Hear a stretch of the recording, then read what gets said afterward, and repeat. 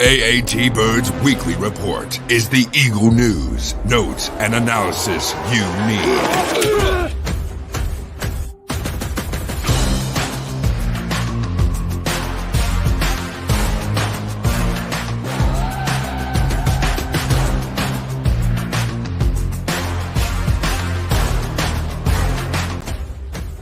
He's going to go. What a give it to Smith, and they stop him again. Go back. He looks, fires for the end zone. Intercepted. Intercepted. The 20, the 10, the 5. Touchdown. Not where? Not where? Midfield. He's at the 40. He's going to go. Deshaun Jackson. He steps up his head and falls forward. And he fumbles the football, and the Eagles have it. It's gone.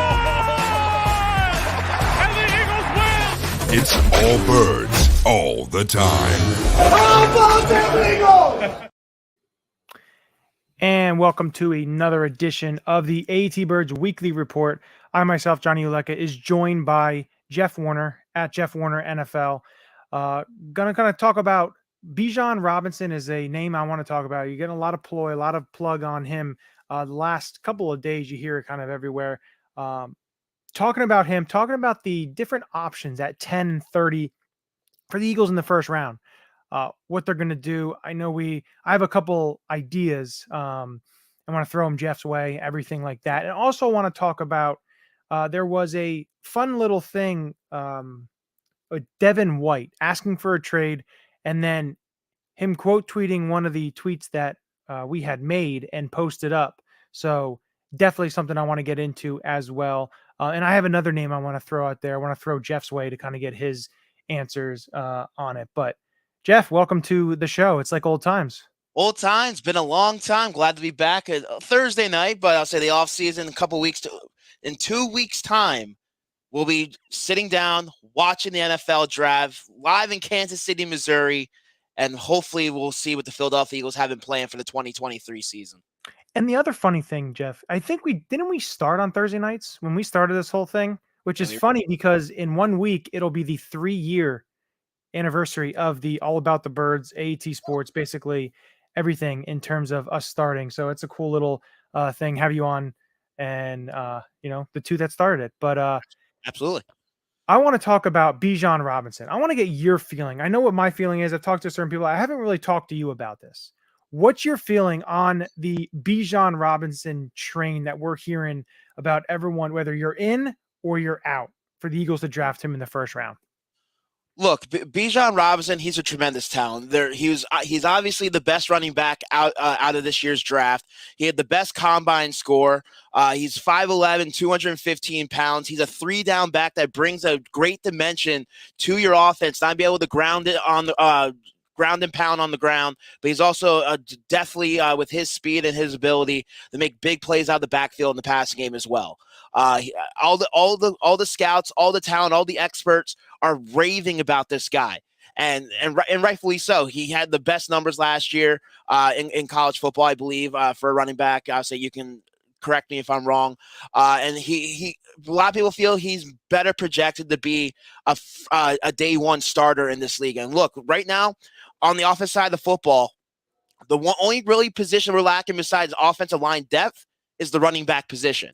But the question is, do you use the 10th overall selection on Bijan Robinson? Obviously, it depends what happens throughout the draft. It depends what happens with the picks in front of you. What's going to happen with that number 3 pick? Because now there's talks about the Arizona Cardinals possibly looking to move out of that selection. Who's going to jump ahead and try to jump ahead of these teams to get maybe a talent? So it's going to be interesting to see. Would I personally do it? Honestly, I wouldn't do it. Again, it depends who's available. It depends if teams get quarterback heavy early on. But look, this running back talent out of this draft, you can get a lot of better selection or better value for your selection. Honestly, I'm still worried about the defensive line. You have a lot of old talent along the defensive line, bringing back Fletcher Cox. You still have uncertainty what you with Jordan Davis. You need pass rushing specialists again. Even though you brought Brandon Graham back, but what's the future behold? Of course, the linebacker. So there's I feel a lot more glaring needs on certain positions, and it depends who's going to be there. Like the latest NFL mock draft when it comes from Mel Kiper. He had the Philadelphia Eagles selecting at 10. He had them picking out offensive tackle guard Peter Swarnarski out of Northwestern. And then he has them trading out of the first round with their 30th pick with the Seattle Seahawks. And he has them taking a running back in the second round. He has them taking Jamar Gibbs, running back out of Alabama. Now, right there, I would say I feel that's a win-win. You address you address the interior offensive line need, the depth there, especially when you don't know what's going to happen with Juergens, if you're going to have him move him inside, outside, whatever it may be. If he's going to be center or guard. And then you draft a running back, especially a talent like Gibbs from Alabama. So there's definitely a lot of options there. Would I take Robinson with the 10th pick? No. 30th maybe, but I honestly don't see him dropping there. And I feel the Eagles get better value, and with the limited amount of selection they have in this draft, that they need to either move back, depending how it falls, with one of these picks. They need to regain some type of compensation for this year's draft or next year's draft in one of these first round picks, in my opinion. Yeah. For me, looking at the Bijan, like at first I was really, I really don't think it's a good idea. But then thinking about it more, I would do it, because if you look at this offense and you look at what he can do, he's very good against running the ball. He's very good out of the backfield catching it. Wasn't given many opportunities. He's elite in pass protection. Yeah, that's one thing from what I read that he sort of lacked a little bit is the pass blocking schemes, and they're sort of like picking it up and seeing the defensive design a little bit, especially with someone his size. Don't get me wrong. Like I agree with you. He's a tremendous talent. I just feel as far as value, I don't want to put our what's the saying? Your hands in a basket. Eggs in one basket. All eggs in one basket on one guy, especially since a lot of people, he had a lot of yards last year and a lot of production, but what conference was he playing in last year? The Big 12? That conference, they don't play defense in that conference. So it's level of competition that is a little bit somewhat concerning. And then also with the amount of running backs, they bring Penny in, and this team has shown in this offense that they can run the ball with anyone at will out of the backfield. They found ways to get success from Boston Scott, from Kenneth Gainwell, from Miles Sanders, and with Jalen Hurts being the focal point of your offense out of the back or under center, and the dual threat quarterback that he is, I feel you can put almost anyone back there, and you can find ways to have success in the running game with whoever they may have. So if they feel they value a certain position higher than the running back position, and get a running back laying around, I'm okay with that. The way I put it this way, you're looking at Bijan Robinson, adding him to this team, and you look at the Eagles draft. The Philadelphia Eagles, last time they drafted a star potential defensive lineman in the first round was 2012 with Fletcher Cox. That was 11 years ago. Yeah. Now they've used resources on different picks, whether it's Andre Dillard, Jalen Reagor. We know the story with the different players that they've used picks on. But I also put it to you this way. You look at a talent like Bijan Robinson, putting him in this offense. You look at the Eagles defense in the Super Bowl. Those 11 starters on the field, 64% of them were drafted in the third round or later. Yeah. Just because you draft somebody high doesn't mean they're going to be a talent that's going to get you over the hump. You may not be able to get someone. You may get a Marcus Smith type. You may get a guy like Andre Dillard. You may get a guy like Jalen Reagor that doesn't go to their potential. You're getting a guy. I know that, of course, Bijan Robinson would have to live up to his potential if you draft him high. That is no doubt. But he also just turned 21 years old. Doesn't have a lot of mileage, if you want to talk about mileage. He had just one really big year in terms of them using him, which was last year. And I don't know. I just think you look at this offense and look at what he can do. And yeah, a lot of people want to talk about Jahmyr Gibbs. Jahmyr Gibbs is, his big knack is he's not very good at all pass protection. Yeah. I think Jahmyr Gibbs is a different type of back. I don't know if he fits the offense as well as people kind of think he would. Looking at him, he fits the offense. to me, he doesn't fit more what they do. I just watching him and He does. watching Bijan. Texas can run a little bit of what the Eagles did. If you watch some of their games and what they've done, you can see how Bijan could fit right in. And you look at the offensive line that he would go and play with. I'm just saying, take a look at the team. And again, I agree with you with having to maneuver picks to be able to get some mid-round selection, maybe 1 or 2 to kind of, you only have 6 picks in this draft. But if you were able to get a player like Bijan, you can still get impact defensive players, whether it's 30, whether it's 62, 94. You can get certain players that can give you reps and give you you're looking at the Eagles defense this year. Nakobe Dean was drafted in the 3rd round. He's going to have to take that big step and play a lot of meaningful snaps. You know, you look at a player like Nicholas Morrow, who they signed, was an undrafted free agent. Yet you can find, and that's the one thing that they're going to have to do if they were to go this route. And I have faith that they can do that. And that's something they haven't been able to have success with, though. Look how many of the starters on the defense side of the football, how many of them were actually drafted by us? So if you look, you mean at the Super Bowl, or are you talking in the Super Bowl? I'll say what you had Fletcher Cox, Brandon Graham, Josh Sweat. Well, Brandon Graham wasn't a starter, but if you want to throw him in there, you can. But I wouldn't throw him in there. Just starter. So you have Fletcher Cox, Josh Sweat.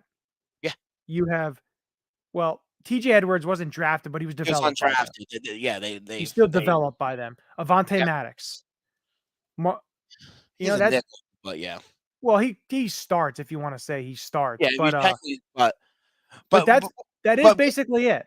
But that's what I want to get at. The Eagles have not had success drafting talent on the defense side of football over the last couple of years. And last year, we're hoping the projection with Davis and Kobe Dean changes that. I'll say with the players in front of them having the success and having the production they did, they couldn't get on the field. So you can't blame them for that. But they have to step it up this season and prove that they were the right selection at that time. My thing is, with the 10th overall pick, you have a better chance of getting a player that can make an immediate impact right away, and a better chance at the top. The Eagles have done well overall picking over the last few seasons when it comes to the high first-round picks. They haven't been there that often because they've been making the playoffs every single year. So it's not like they've been able to – they haven't been in this position in quite some time. I don't think since the year after Doug Peterson's first year. One of the years when Chip Kelly's when – they were in that position when they drafted Devontae, yeah. Well, didn't they trade up? They traded up for him, though. Well, didn't they have the 6th pick traded back and then traded back? They maneuvered and got different things. So yeah, to my point, they've been able to find success drafting or with the players that they have selected in the top tier of the draft. Howie Roseman, he's done well and he's assembled a tremendous team. But until this front office finds ways to have success with the later round picks, I don't want to invest that much with that. We might not ever be in this position again. And nothing against Bijan Robinson. I agree with you. He's the better overall back. He's a 3-down back, a guy that can be in there and ground and pound on the ground, catch the ball out of the backfield. He does a decent in pass protection. Still has a little bit of a weakness there, but as we know, the lifespan of running backs in the NFL or NFL players in general, I'll say they're a dime a dozen. And when you can make an upgrade when your strength of your team is up front with your defensive line and your offensive line, and Jason Kelsey, he's obviously year in and year out, he's on potential retirement list. So you have to fill a void there, even though you got Juergens. Eventually, you're going to need a right tackle, which is why I would say Lane Johnson, he's playing well at this age and the time of his career. But eventually, you're going to replace him as well. And knowing Howie, they're looking at value, and they always look at, yes, they want the best player available, but they want to look at what's going to happen in the future. And Bijan Robinson, I just don't know if he brings a tremendous dynamic to your offense. If we draft him, there's no doubt about it, we have the best offense in the NFC, if possibly the NFL. but then you better cash in. You better capitalize on that, and you better win a Super Bowl within the next 2 or 3 years, because once Jalen Hurts gets that contract and you're going to pay a running back first-round talent money, top 10 first-round talent money, you're gonna be strapped. And eventually you're going to have to re-sign Devontae, Dallas Goedert, and the rest of these guys. You're going to revamp that defense. And that's why I feel they're going to go offensive line or defense side of football, because the offense is pretty much in place. And that's why they got Rashad Penny. They're coming here. They got a veteran. They have Gainwell still. Didn't they re-sign Boston Scott to a one-year deal back? Yep. So they're bringing guys that are familiar with this offense, bring a veteran here, and I feel they're going to address the running back position later. Is it the right move? We'll see. But I feel as far as value and getting more bang for your buck with those 2 first-round picks, it's the better option, in my opinion.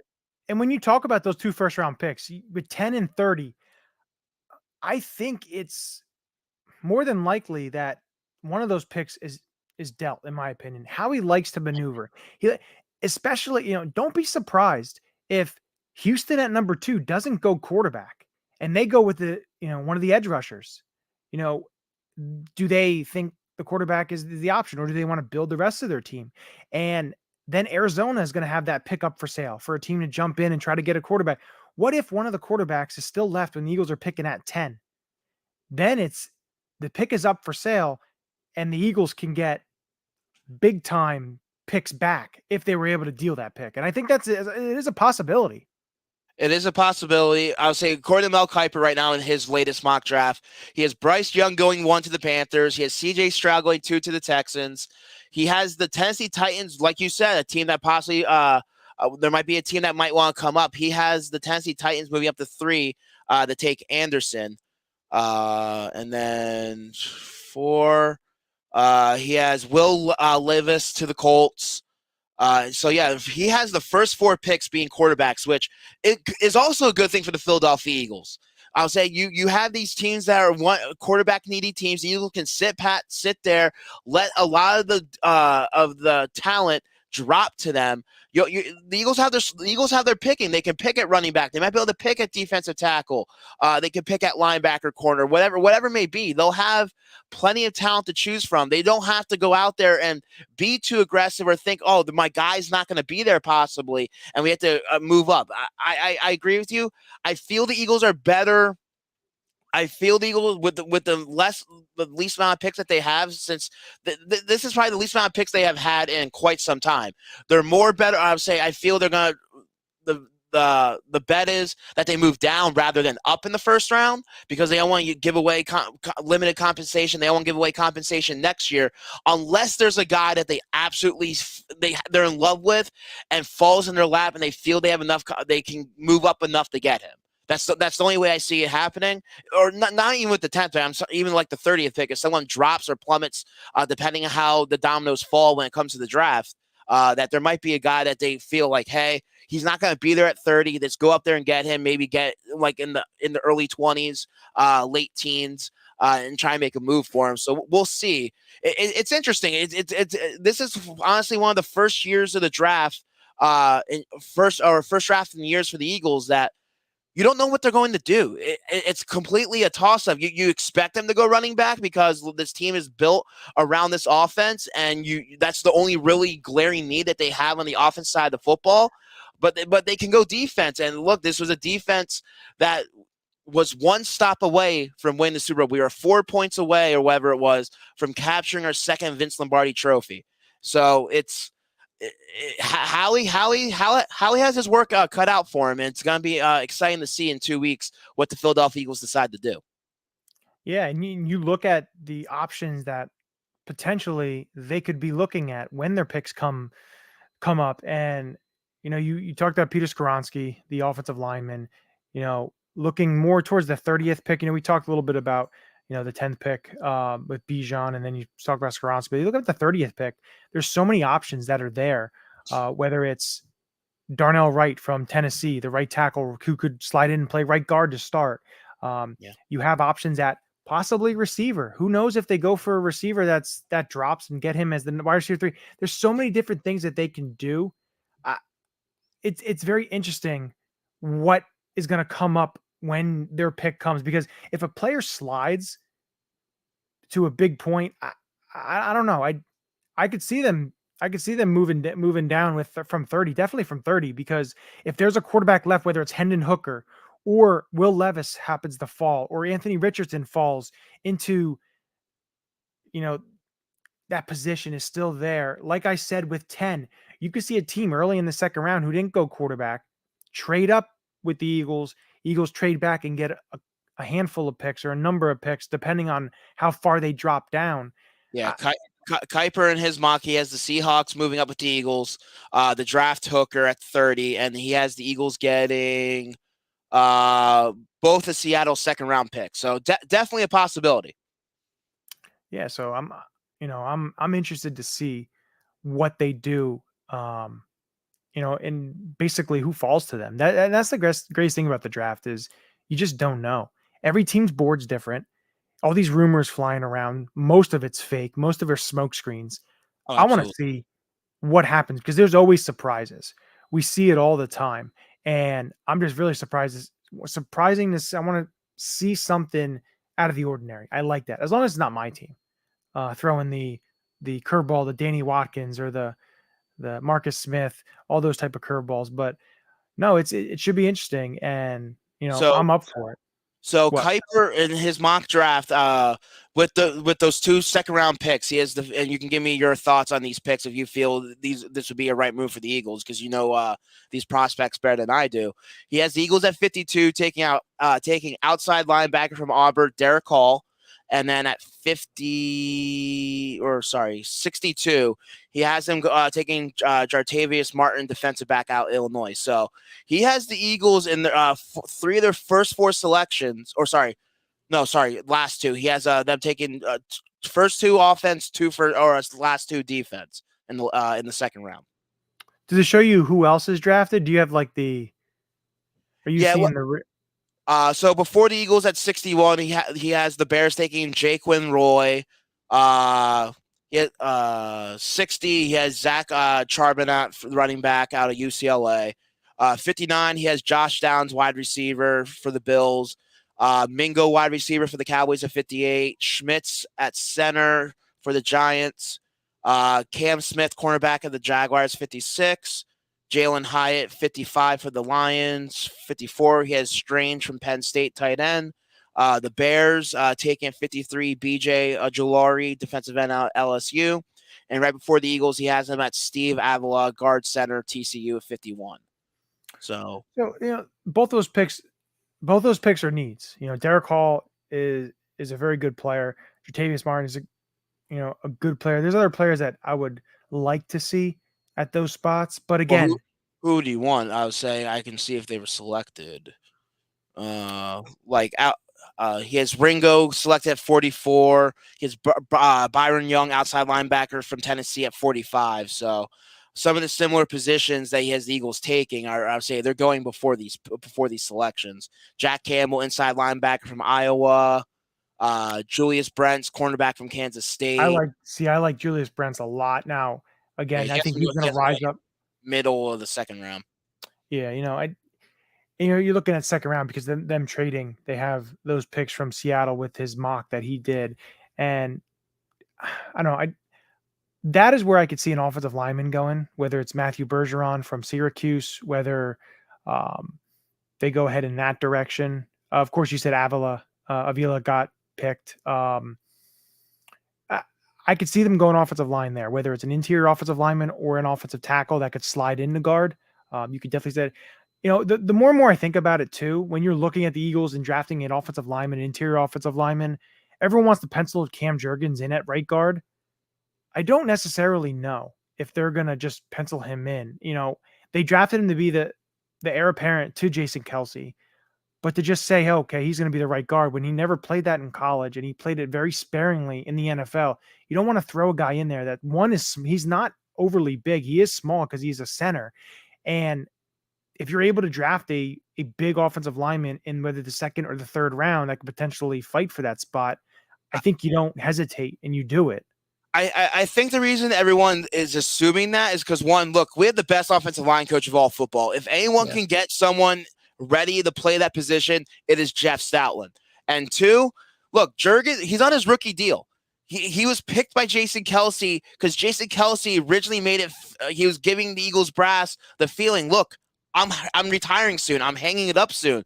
And now what? We're 2-3 years later, or we're gonna be 2 years. So third year after next year. Look, he needs to get his reps. He needs to get his value.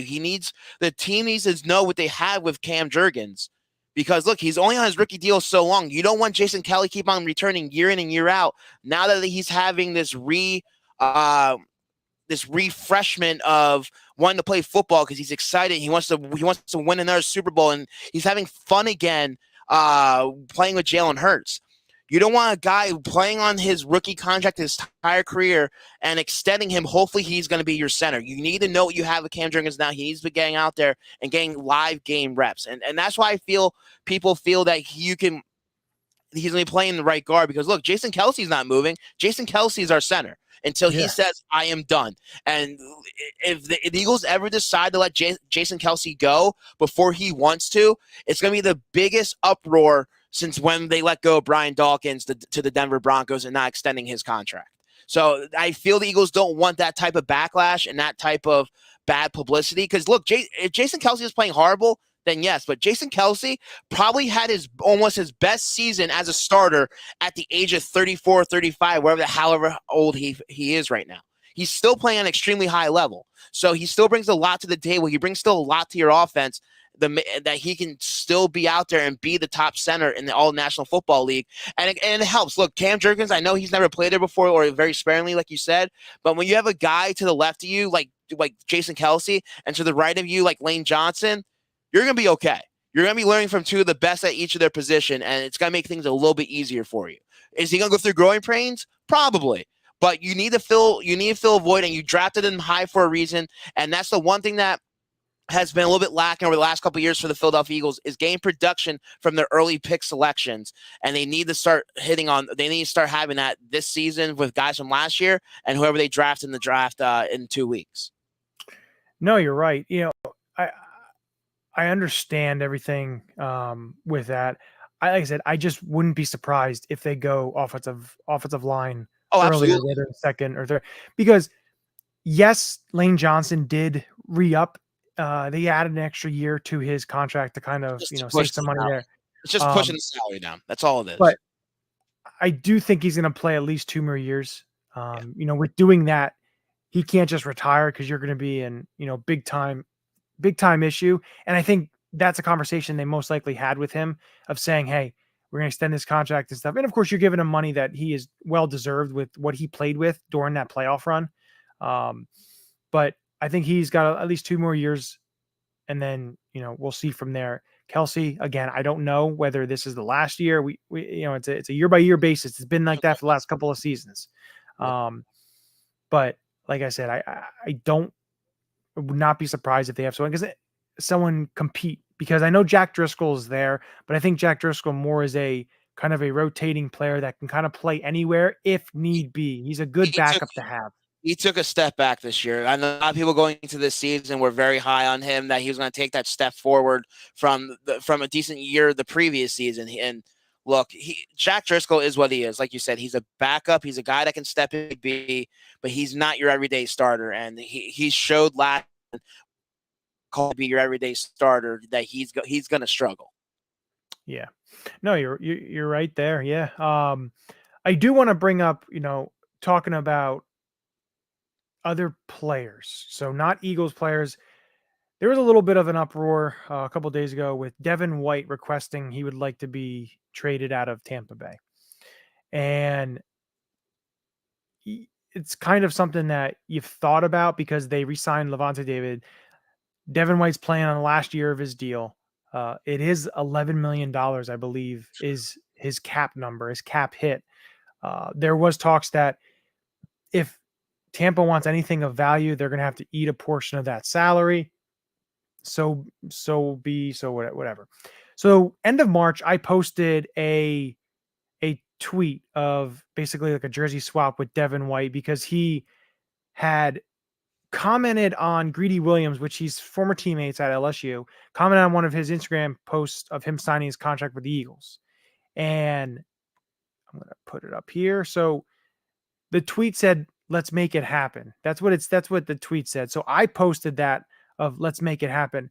Now I'm thinking that Devin White had to either deleted his Twitter and then just reactivated it, because I never saw this, which was done on the 27th of March.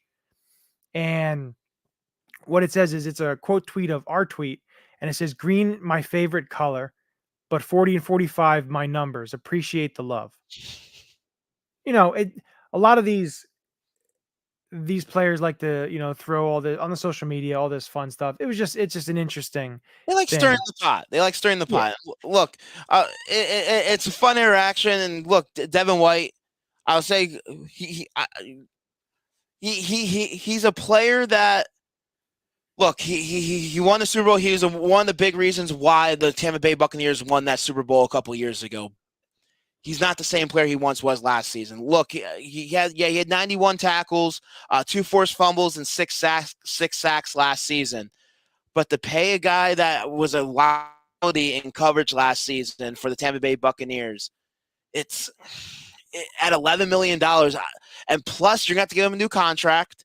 You're going to have to give up some type of decent draft compensation, because the Tampa Bay Buccaneers are going to play tough ball, and they're hard ball, and they're not going to give him away for free. They're not in the position right now where they're just going to be like, "I'll take a late draft compensation for a guy that's on the last year of his contract."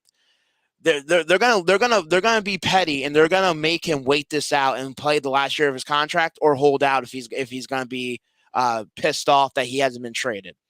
And the type of compensation you're going to have to give at least probably a second round pick. I could be wrong, but the starting asking price is probably at least going to be a second round pick from the Tampa Bay Buccaneers.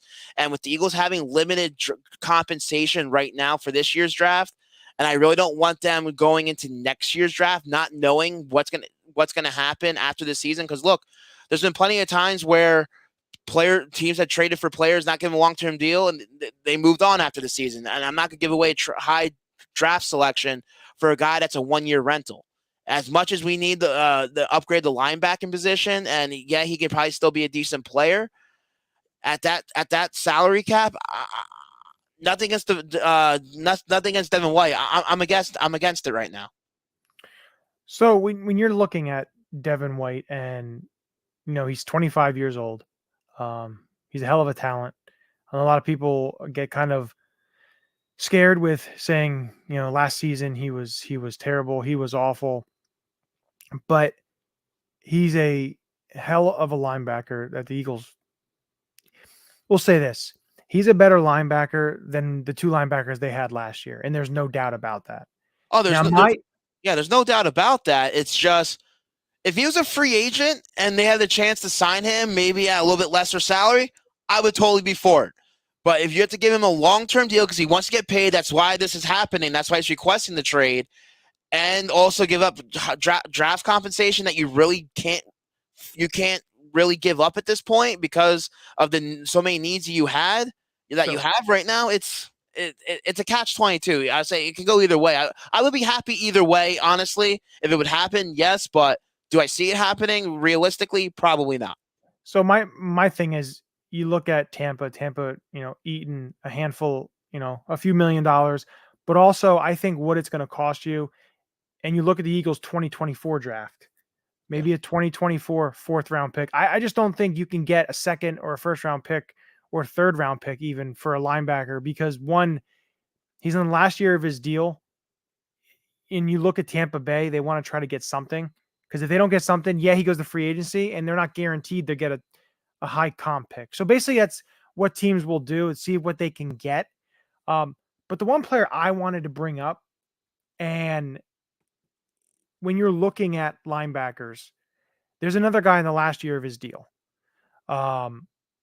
He plays for the Baltimore Ravens. His name is Patrick Queen. Baltimore Ravens just spent they paid Roquan Smith $100 million contract. They're not going to pay 2 linebackers. They're not going to pay 2 linebackers at all. You're looking at a player, like a Patrick Queen. he was pretty good in coverage last year. Only allowed 83.1 quarterback rating on 66 targets, which was better than Devin White. He played 17 games, 117 tackles. He had 5 sacks, 2 forced fumbles. He had 2 interceptions, 2 fumble recoveries, 1 forced fumble, 6 pass deflections. So, and he steadily got a little bit better per year.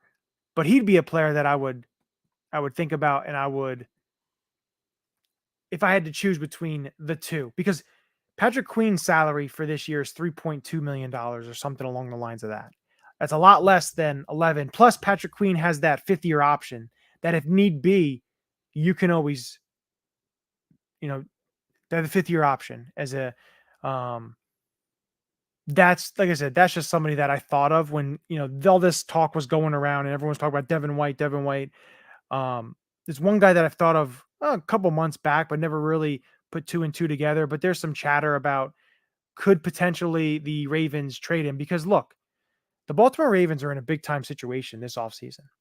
Yeah, they signed Roquan Smith. They just signed Odell Beckham to a big deal because honestly, they're desperate. They need something to try to sway their franchise quarterback, who is a free agent, not really a free agent, exclusive rights free agent. Teams can offer him money. No one's offering him anything. It's a weird situation. He wants a certain amount of money. They're going to have to pay him a lot of money too. Plus, you have Marlon Humphrey. You always pay your corners and stuff like that. They have players coming due that they're going to have to pay as well. Patrick Queen's one. Marlon Humphrey. They have players that they're going to have to pay, and I just think that Queen may be the one that is on the outside looking in, and if they could possibly get a mid-round pick or a third-round pick or something something of value, I could potentially see it. That's just where I was thinking with the whole Devin White talk. I'll say it's definitely a possibility because the Eagles are definitely a team that is always looking to upgrade the linebacking position through talent. We know not in the draft for the most part, but usually getting those guys that are on the outskirts of other franchises that they're looking to trade for and try to make a move to bring in here. So definitely a possibility and definitely a better value position. And I'll say it's a cheaper option financially and compensation that they would have to give up for Patrick Queen. And look, I'll say he was a decent linebacker last year. Was he up to the level of what we have seen Devin White being able to be? No. But I'll say, look, he's still ranked 31st out of 81 qualifying linebackers last year per Pro Football Focus. They gave him a slightly he led the position grade for his pass rushing abilities among linebackers. So he's definitely a guy that can get after the quarterback when you rattled off his stats. And he's a guy that knows how to tackle. So he definitely fits in what the Philadelphia Eagles like doing with their linebackers when you have a guy like Hassan Reddick, a guy that on the outside that can play in coverage, but also get after the quarterback that they're able to use as an outside linebacker in their scheme. So definitely Patrick Queen is an option to look at, especially on draft time. The Baltimore Ravens are in dire need of a cornerback right now. So they possibly, depending on how the draft falls, maybe the Baltimore Ravens decide to move up, or the Eagles can use Patrick Queen as leverage for them, or to get him. So the Baltimore Ravens can give them better value for him with a better selection, maybe, or one of their cornerbacks, maybe, whoever's on our roster at this moment. So we'll see. Definitely, Howie isn't done yet. I know everyone's getting all anxious because free agent's basically over. We're 2 weeks away from the draft, and the Eagles don't have a lot of picks. This roster is far from over. Howie Roseman is definitely one of those guys that always makes a move like a week leading up to the NFL season. We have seen him make trades during training camp, right before the start of the season.